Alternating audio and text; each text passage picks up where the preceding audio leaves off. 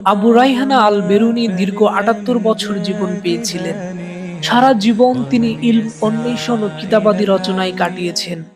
প্রতিনিয়ত জ্ঞানের নতুন নতুন অধ্যায় উন্মুক্ত করতেন এবং সূক্ষ্মাতিক সূক্ষ্ম বিষয়ে চর্চায় লেগে থাকতেন। তার কলম কখনোই তার হাতছাড়া হতো না। খাওয়া দাওয়া অতি প্রয়োজনীয় কাজ ছাড়া সারা জীবনে তিনি কখনোই লেখাপড়া ও শিক্ষাদান থেকে অবসর গ্রহণ করেননি। ফকিহ আবুল হাসান আলী ইবনে ঈসা বলেছেন, আবু রায়হানা যখন মৃত্যুশয্যায় শায়িত ছিলেন তখন আমি তাকে দেখতে গিয়েছিলাম। তার কাছে প্রবেশ করেই বুঝতে পারলাম তিনি জীবনের অন্তিম লগ্নে পৌঁছে গেছেন। তার শ্বাস প্রশ্বাস দ্রুত ওঠানামা করছিল। এমন সময় তিনি আমাকে বলেছেন, আপনি আমাকে নারীর মিরাজ সম্পর্কে বলেছেন। আমি তার প্রতি দয়াদ্র হয়ে বললাম, এই মুহূর্তে এই আলোচনা?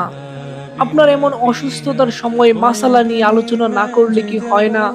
তিনি আমাকে বলেছেন, এই মাসআলা সম্বন্ধে অবগত হয়ে দুনিয়া থেকে বিদায় নেওয়া কি এই সম্বন্ধে অজ্ঞ থাকা অবস্থায় দুনিয়া থেকে বিদায় নেওয়ার চেয়ে উত্তম নয়? আমি তখন বিষয়টি পুনরায় বললাম, আর তিনি তা আমার নিকট ব্যাখ্যা করতে লাগলেন। আমাদের কথাবার্তা শেষ হলে আমি তার কাছ থেকে বিদায় নিয়ে চলে এলাম। আমি কেবল তার ঘর থেকে বের হয়েছি, এরই মধ্যে ভিতর থেকে কান্নার আওয়াজ শুনতে পেলাম। তিনি এই দুনিয়া থেকে চলে গেছেন। এই ছিল সেই দৃঢ় হিম্মত যা কঠিন থেকে কঠিন পরিস্থিতিতেও পথ খুঁজে বের করে নিতে পারে। ওমর রাদিয়াল্লাহু তাআলা আনহু যখন মৃত্যুর শয্যায় শায়িত, তার জখম থেকে রক্ত ঝরছিল, এমন সময়েও তিনি তার সঙ্গীদের বলেছেন তিনি নামাজ সমাপ্ত করেছেন কিনা। সাদ ইবনে রাবি রাদিয়াল্লাহু তাআলা আনহু উহুদের যুদ্ধে রক্তে রঞ্জিত হয়ে জীবনের শেষ মুহূর্ত অতিক্রম করতেছিলেন। তখনও তিনি রাসূল করিম সাল্লাল্লাহু আলাইহি ওয়াসাল্লামের ব্যাপারে খোঁজ খবর নিচ্ছিলেন। এই হচ্ছে দৃঢ়তা ও ঈমানের নূরে অন্তর পরিপূর্ণ হওয়ার উপমা। ইব্রাহিম ইবনে জাররাহ রাহিমাহুল্লাহ বলেছেন, ইমাম আবু ইউসুফ রাহিমাহুল্লাহ যখন মৃত্যুশয্যায় শায়িত তখন আমি তাকে দেখতে গেলাম। তিনি তখন একবার বেহুশ হচ্ছিলেন, কিছুক্ষণ পর আবার হুঁশ ফিরে পাচ্ছিলেন। এমত অবস্থায় একবার হুঁশ ফিরে পেয়ে তিনি আমাকে বলেছেন, অমুক মাসালার ব্যাপারে তুমি কি বলো? আমি বিস্মিত হয়ে তাকে বললাম, এমন অবস্থায়ও আপনি মাসালা নিয়ে আলোচনা করতে চান? তিনি জবাবে বলেছেন, এতে ক্ষতি কি? হতে পারে এই মাসালা কারোর প্রয়োজন পড়বে। তারপর তিনি আমাকে বলেছেন, হে ইব্রাহিম, পাথর নিক্ষেপের ক্ষেত্রে উত্তম পন্থা কোনটি? মানুষ কি পায়ে হেঁটে গিয়ে পাথর নিক্ষেপ করবে, না সওয়ার হয়ে গিয়ে?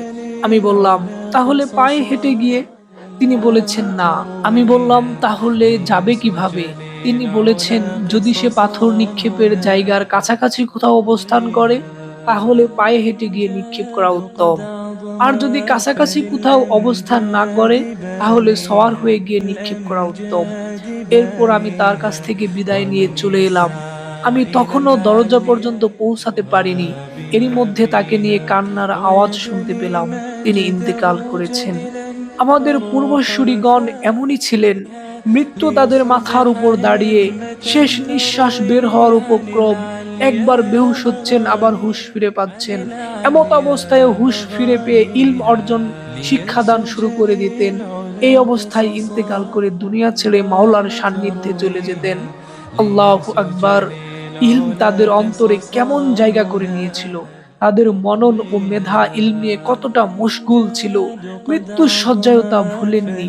এমন কঠিন সময়েও স্ত্রী পরিজন, সন্তান সন্ততি ও আত্মীয় স্বজনের কথা স্মরণ না করে ইলমের আলোচনায় লিপ্ত থাকতেন। আল্লাহ তাআলা তাদের সকলের উপর রহম করুন। আমিন ইয়া রাব্বুল আলামিন।